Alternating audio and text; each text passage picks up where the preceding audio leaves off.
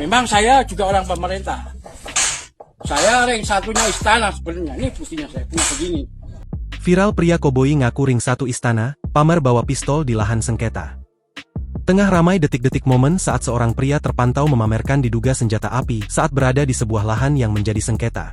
Hal itu kini ramai usai diunggah di sosial media, salah satunya akun Instagram @jabodetabek24info pada Sabtu, 28 Juni 2025.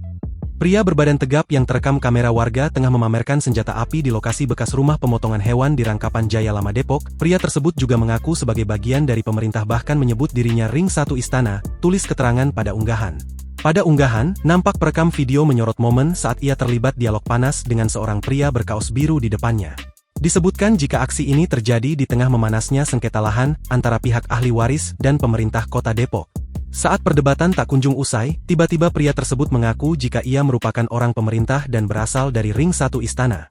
Selain itu, terpantau jika ia sempat memamerkan sepucuk diduga senpi yang tersembunyi di pinggang di balik kaosnya.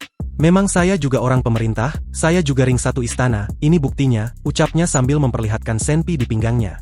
Tak ayal, sejumlah warga di lokasi pun kaget dan menjadi heboh. Keluarga ahli waris yang berada di lokasi menuding salah satu pejabat aset sebagai pihak yang bertanggung jawab atas kekisruhan tersebut. Namun hingga kini belum ada klarifikasi dari pihak terkait.